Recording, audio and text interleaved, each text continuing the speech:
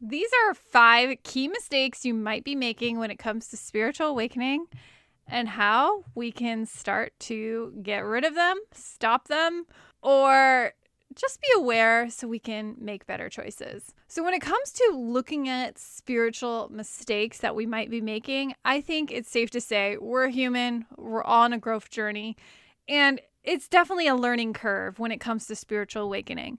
But there are lessons I've learned, mistakes I've made that I want you to recognize that you can avoid them by tuning into what I'm about to say. And when it comes to looking at spiritual mistakes, and let's be honest, just mistakes in general, when it comes to spiritual awakening, I think part of it is part of our own growth. Part of it is about learning to overcome our ego tendencies.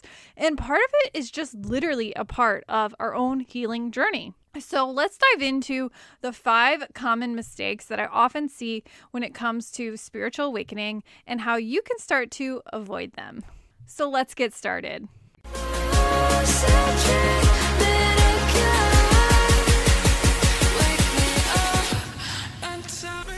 Hey guys, it is Ashley from theawakenedstate.net, and if you don't know me, I love to talk on all things related to energy healing, mind-body connection, and Kundalini awakening. Now, when it comes to understanding ourselves better on the spiritual awakening journey, we have mistakes. A lot of us make mistakes, but here's some of the mistakes that I've personally made, and I've personally overcame them, and most of all, I think it's so important to say here that we all make mistakes. And for me to be like, you're doing it wrong, do it this way. That is not what we're here about at all to say during these tips and tricks. It is more so about just giving you some beautiful awareness on the common mistakes that I've made and I've seen other people make and how we can just do better. We can avoid them. We can recognize them and shift them. And most importantly, we can learn from them. So what are the common mistakes that you might be making when it comes to spiritual awakening? Okay, let's get started. The first mistake you're making is being afraid of your ego. I think it's really common when we first spiritually wake up and there's so much going on. There's so much upheaval. There's so many symptoms. There's a lot of ascension symptoms in navigating the journey and figuring out who we are and figuring out what's happening that we are also afraid of our ego. And it's often very common in the spiritual community to be like, don't be negative, shame the negativity, like ego is bad, ego is wrong. And we're afraid of our ego. And at the same time, this is one of the hugest mistakes people make, is they have to realize that their ego is their friend and it's a tool towards understanding yourself better. Understanding our ego is how we can know where we need to grow. Your ego is your amigo showing you where you need to shift and change. Now, a lot of times we're afraid of our ego when we don't fully understand it. Or we're coming from a place where we see the negative is wrong. So the negative is wrong, positive is good, we're all good. But life is more complex than that. Spiritual awakening is way more complex than that. So one of the first mistakes that people make is they see that they're afraid of their ego and that ego is bad and wrong.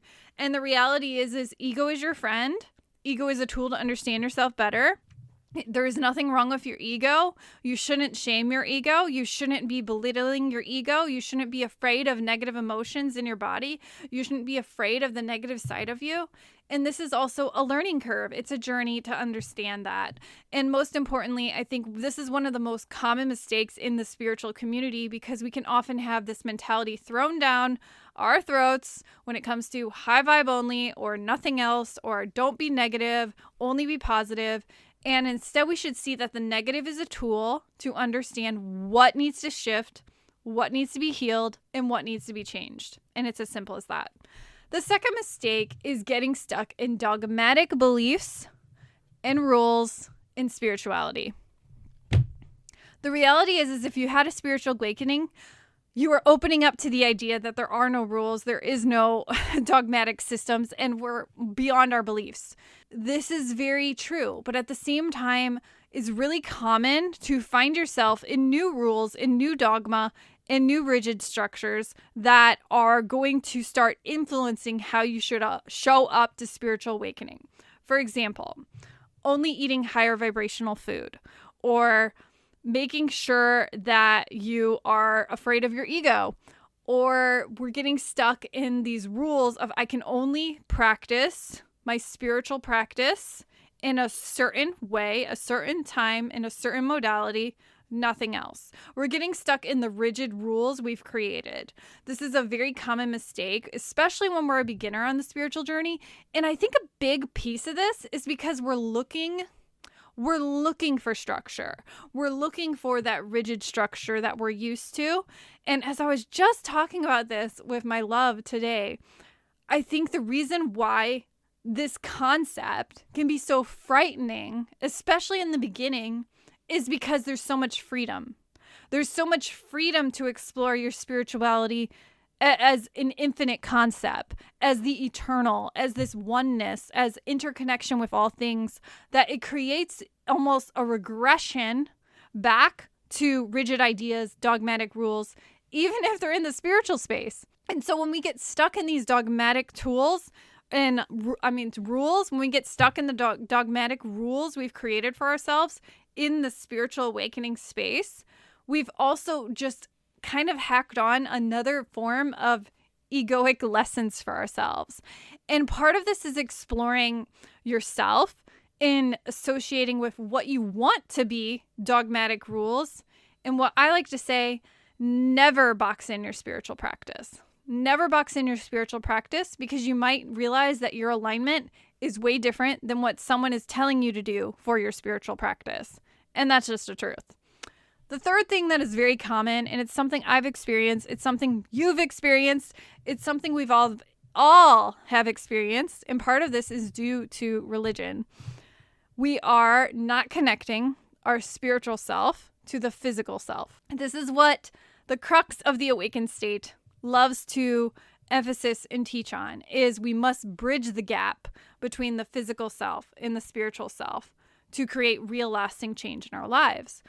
And a lot of the times we're taught this, and we go into a spiritual awakening still thinking this because of religion and because of belief systems that say God is outside of you, God isn't within you. And this concept of looking at spiritual truth as something out there, like way in the distance, out in the dimensional planes of consciousness, in the astral realm, and it's not connected to who we are.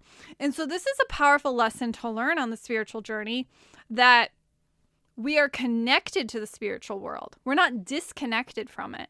We might feel when we're stuck in our ego that we're stuck in an illusion of being disconnected. And when we notice that and we know that, that's where the problems arise, because we can see here how when we know that we're connected to our physical and our spiritual self, we move more from a place of spiritual alignment. And then, of course, also we have to recognize here that when we feel disconnected, like my spiritual self, I feel disconnected from my spiritual self, and how do I merge, or how do I handle my physical life with my spiritual self? This is a question I get all the time. And a big piece of that is recognizing that your spiritual self is always connected to your physical life. You just aren't seeing it. And because you're just not seeing it, you're not recognizing all the spiritual lessons all around you. And that's really the moral of the story with this mistake, is recognizing that spiritual truth is all around you. You can find spiritual truth in a My Little Pony episode just as much as you can find spiritual truth on your meditation pillow. That's the secret. Number 4 is not doing any form of inner work anytime resistance or negativity shows up. Instead, what occurs is we build up resistance. Now, we're used to doing this when we could say, asleep.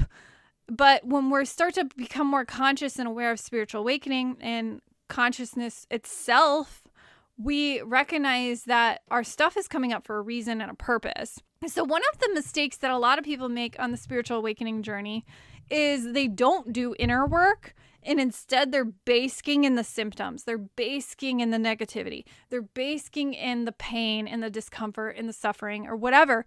And instead they're not using it as a tool to understand themselves better. And for example, using it as a tool to recognize what needs to change, what needs to shift.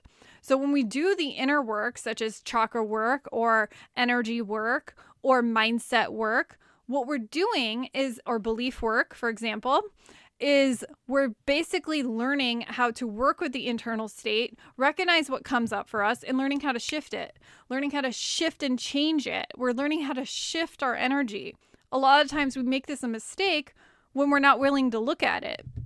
We're not willing to be in this awareness of our negative emotions or our resistance. And instead what happens is we resist the resistance. And it gets bigger and bigger and bigger and bigger to the point where you have to deal with it. It becomes a spiritual illness. It becomes a moment of changing your relationship. It becomes rock bottom. It becomes a moment of, wow, I have to fix things. Don't let it get that far. Don't let it get that bad. And instead, do the inner work because that will help you the most. Number 5, not working on developing your intuition. I'm going to keep talking about intuition because I'll tell you what, it is incredibly powerful to explore your intuition, know your intuition. And one of the hugest things and a big gap I see in the spiritual awakening space is not enough talk about your intuition. Because your intuition is a powerhouse to knowing yourself better, knowing your intuitive gifts, knowing how you as a person operate. And most importantly, it leads us often to our soul purpose. And I feel like our dharma, it leads us to understanding our dharma even better. And I think when it comes to knowing how to develop your intuition, it is like an ever-evolving journey that gets better and better and better over time. But for the majority of us, when we first have a spiritual awakening, and that's not even on the radar. It's not even on the radar in terms of that. And instead, it's about crystals and synchronicity and numerology and, sound frequency healing and all of this like stuff, which is great and all. But in terms of the practical side, when we make the mistake of not working on developing our intuition, we hold ourselves back from so much potential, so much authentic truth. And most importantly, our gifts. And I think that is one of the biggest mistakes out there that I've continuously been seeing is this almost neglection of our intuition and our gifts and knowing how your intuition operates. Because not only will it help you heal, it will help you manage your symptoms, it will help you manifest, it will help you know how to take aligned action easier, it will help you tap into your personal alignment, and most importantly, it will just be a form of knowing exactly how your personality works. So for example, like I'm a very visual person. I'm a visual learner. And so how I understand my intuition better is I know that they come in the form of visions. Had I not developed my intuition, I probably wouldn't have known that. And that's just one of the many examples of I know when I get a beautiful vision that just comes to me as like an intuitive download, like an aha moment, a hit, I know that that's coming directly from my intuition. Another thing you can learn with your intuition is it's always the first response. It's always the response before the response. Like it's the thought before the thought. So when you have that immediate thought, and it's not even, you didn't think anything yet. You didn't feel anything yet. You just had the thought. That is often your intuition. Like when you're just like, oh, the car keys are obviously on the rug. I don't know why I know that, but I do. And then you go and look at the rug and there they are. It can be as simple as that when you use your intuition better. And that's really what it's about. So those are the 5 common mistakes that I've seen repeatedly in the spiritual awakening space, the spiritual community. And these are also mistakes I've personally made over the years. So I hope you can take away from this episode valuable lessons and tips on how you can start to navigate awakening in an easier way. Now, Before you go, I do have a spiritual awakening roadmap for you. If you are new to spiritual awakening and the whole kit and caboodle when it comes to understanding spiritual awakening, I highly recommend you spend some time in the in the spiritual awakening roadmap, because it is a great, valuable resource for you to understand spiritual awakening better. I break it down into 5 key phases, and they are assigned to archetypes, and you can learn which particular archetype you are most connected to. And then I give you tools and tips on how to start working with that archetype so that you can understand where you are at on the journey and how you can move forward. And at the end of the day, that's what it's really about. So I'd love to know, which one of these mistakes have you been making? Maybe you made it in the past, maybe you didn't. I'd love to know which one really resonates with you. Drop me a comment and let me know. And as always, if you like our videos, please hit like, subscribe, and I'll see you next time.